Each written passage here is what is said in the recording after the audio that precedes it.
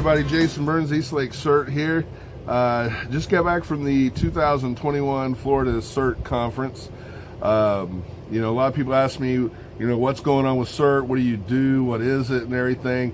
And I just got this video. I was uploading all my videos from it and everything.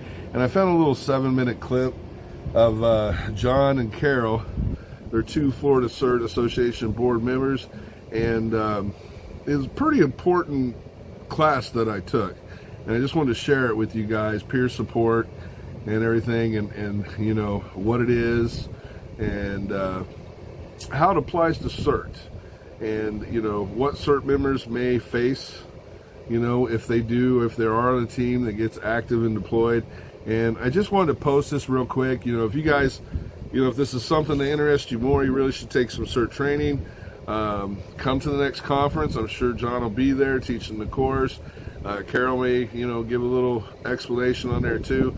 But just kind of wanted to get a video out there really quick of the conference that was over with today.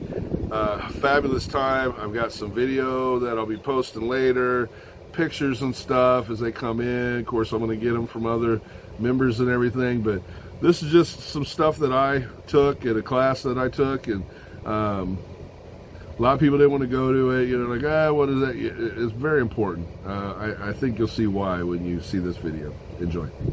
What we think peer support is? We don't count people. Helping each other?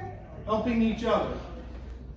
Let's be a little more specific. Whom helping whom? Our teammates. Teammates, co-workers? Okay, perfect. So peer support is leveraging individuals that can share their knowledge and experience and be able to help folks emotionally, mentally, spiritually maybe. But the key differentiator in peer support compared to other types of support is that it is a peer.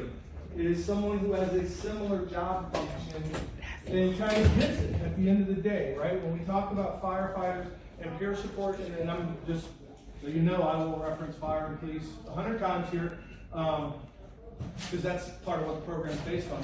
But when we talk about firefighters and peer support, you really can't have a law enforcement officer be a firefighter peer. You sort of can, in an emergency situation we would, but you really want it to be firefighter. To take that a step further, I wouldn't want to be a nurse's peer and try to talk to that nurse because I don't know their job. I don't get it, right? So you really want somebody who truly understands what you're doing. So when CERT peer support comes to true formation, this is what our mission would be, right? We create a coordinated group of members that will address the needs of other CERT members. We're going to educate, we'll intervene where we need to, we will normalize, you'll understand that word a lot more as we go on, and then hopefully even prevent crises in the future. And then most importantly, we're going to connect our CERT members to the appropriate resources. And when we get into the role of the peer, we'll talk more about that. So why do we need CERT peer support? So a few myths and facts for you, right? So one of the big myths is that CERT members will never deploy or witness a traumatic event. We're just handing out bottles of water and clean socks, and we're never actually going to be out there and see anything that could be traumatic. Right? Obviously, that would be our hope, that we're constantly in the cold zone, and that's kind of what we're doing, setting up pods and doing these type things, right? But the reality is, we do see these things, and these things do impact us. CERT members are able to cope fine on their own. They can just use their family and friends, their normal coping mechanisms. Right? So I would believe that to an extent, but history has shown us through first responders that is definitely not a true statement. And if we have people, and if I ever generalize something and you take it personally, please don't, because it's not meant to be. But if you take somebody who their day job is a secretary, a mechanic, a lawyer, and then you thrust them into a disaster zone and suddenly they're seeing dead bodies and all these different things, to expect them to go home and deal with that on their own, their normal coping mechanisms aren't being relaxed, right?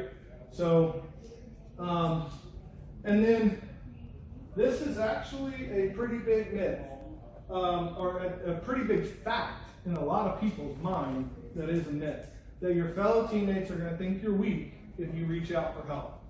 This is the number one reason why in the fire service and in the police, it's taken us over 10 years, 15 years now to get peer support really in there. Because folks are afraid if they raise their hand and they go, hey, you know that elderly person they ran the other day? She really reminded me of my grandma and it really kind of messed me up, right? They're afraid they're going to get pulled off the truck, pulled out of their car, not allowed to carry their firearm anymore. So they never really want to be able to raise their hand, right? And we, as CERT, may have that very same fear. That if suddenly I go, hey, you know that deployment we went on 2 weeks ago? You know, I've been having some really bad nightmares and some things where, you know, oh, well, maybe you shouldn't go on the next deployment, is what we're afraid we're going to hear, right? So we want to make sure that we kind of get that out of our minds and understand that we are here to help each other. With that, Carol has been so kind to be willing to come up and share some of the things that she experienced at Marjory Stoneman Douglas, as well as Surfside, and during the event, and then even weeks following the event. If you just click down one, go to your next one. All right. The first question that I'm always asked is, we would never, ever allow our CERT team to respond to an active shooter event. That's what we're trained in CERT. So I want to just say up front, we were not called out initially for this event until we knew the killer was apprehended. We are not first responders to active shooter events. So that's always a question I get asked, and I always want to make that clear because I hear murmuring in the audience, we would never let our CERT team do that. We would never.